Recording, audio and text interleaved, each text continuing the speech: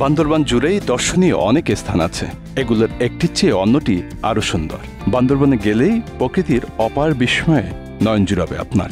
তবে জানেন কি, বাংলাদেশের অন্যতম সেরা এক দর্শনীয় স্থান হলো আন্দারমানিক, যেখানে পর্যটকদের প্রবেশ নিষেধাজ্ঞা রয়েছে।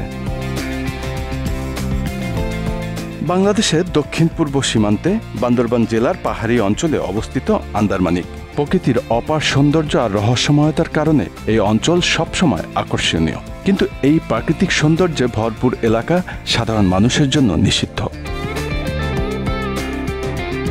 বান্দরবান জেলার থানচি উপজেলার বড়মাদক এলাকায় অবস্থিত আন্দারমানিক। বড়মাদকের পর আর কোনো সেনাবাহিনী বা বিজিবি ক্যাম্প নেই। এ কারণে নিরাপত্তার খাতিরে আন্দারমানিকে যাওয়ার অনুমতি দেওয়া হয় না। এর পেছনে ঐতিহাসিক, রাজনৈতিক, সামাজিক ও নিরাপত্তাজনিত কারণ রয়েছে।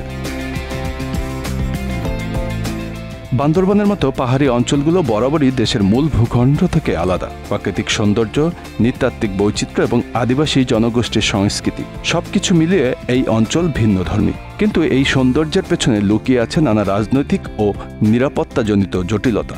আন্দারমানিক এলাকাটির অবস্থানের কারণেই বিশেষ গুরুত্ব বহন করে।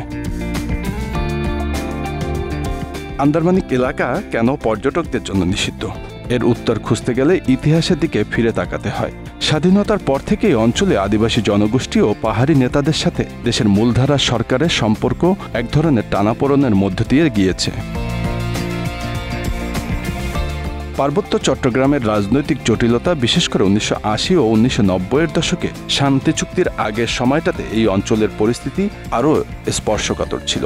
পাহাড়ি জনগোষ্ঠী ও বাঙালি সেটেলারদের মধ্যে বিবাদ, ভূমি অধিকার নিয়ে সংঘাত এবং সামরিক বাহিনীর উপস্থিতি সব মিলিয়ে এই এলাকা সংঘাতময় হয়ে ওঠে। 1997 সালের পার্বত্য চট্টগ্রাম শান্তি চুক্তি অনেক সংঘাতের অবসান ঘটিয়েছে বটে, তবে তা পুরোপুরি রাজনৈতিক ও সামাজিক স্থিতি আনতে পারেনি। আন্দারমানিক অঞ্চলের আশেপাশে এখনও কিছু সংঘাতের শঙ্কা রয়েছে, যার কারণে নিরাপত্তাজনিত উদ্বেগ থেকেই সরকার এই এলাকাকে পর্যটকের জন্য নিষিদ্ধ করেছে। এছাড়া স্থানীয় আদিবাসী নেতারা মনে করেন বাইরের লোকদের আনাগোনা তাদের সংস্কৃতি এবং পরিবেশের উপর নেতিবাচক প্রভাব ফেলতে পারে। তাদের আশঙ্কা, পর্যটকদের মাধ্যমে ভূমি দখল এবং বাণিজ্যিকীকরণ বৃদ্ধি পাবে, যা তাদের সাংস্কৃতিক স্বাতন্ত্র্য এবং নিরাপত্তার জন্য হুমকিস্বরূপ। আন্দারমানিক এলাকায় বিভিন্ন আদিবাসী গোষ্ঠীর বাস, বিশেষ করে মোড়, মারমা এবং চাকমা। তাদের জীবনযাত্রা এবং সংস্কৃতি বহুদিন ধরে এই অঞ্চলে পরিবেশের সাথে জড়িত। এখানকার মানুষ প্রকৃতির সাথে নিবিড় সংযোগ বজায় রেখেই জীবন ধারণ করে। আধুনিক সমাজের সাথে তাদের সম্পর্ক তুলনামূলকভাবে দূরত্ব বজায় রেখেছে। সরকারি নিরাপত্তা বাহিনীর দৃষ্টিভঙ্গিতে আন্দারমানিক এলাকায় এখনও নিরাপত্তাজনিত চ্যালেঞ্জের মুখোমুখি। পার্বত্য অঞ্চলে নানা উগ্রপন্থী গোষ্ঠী ও অপরাধী সংগঠন এখনও সক্রিয়, যারা স্থানীয় জনগোষ্ঠীর মধ্যে অসন্তোষকে কাজে লাগিয়ে রাজনৈতিক ফায়দা তোলার চেষ্টা করছে। এই কারণেই এলাকাটিকে সামরিকভাবে সংবেদনশীল অঞ্চল হিসেবে চিহ্নিত করা হয়েছে এবং পর্যটকদের প্রবেশ নিষিদ্ধ করা হয়েছে। আন্দারমানিক এলাকা পার্বত্য চট্টগ্রামের সীমান্তবর্তী অঞ্চলে খুব কাছেই অবস্থিত। মায়ানমারের সীমান্ত এই এলাকা অত্যন্ত সংবেদনশীল, যা নিরাপত্তা সংস্থাগুলোর জন্য একটি উদ্বেগের কারণ। সীমান্ত দিয়ে অস্ত্র, কাঠ পাচার, মাদক ব্যবসা এবং সীমান্ত সংঘাতের ঝুঁকি এই অঞ্চলের নিরাপত্তাকে বিঘ্নিত করে তুলেছে।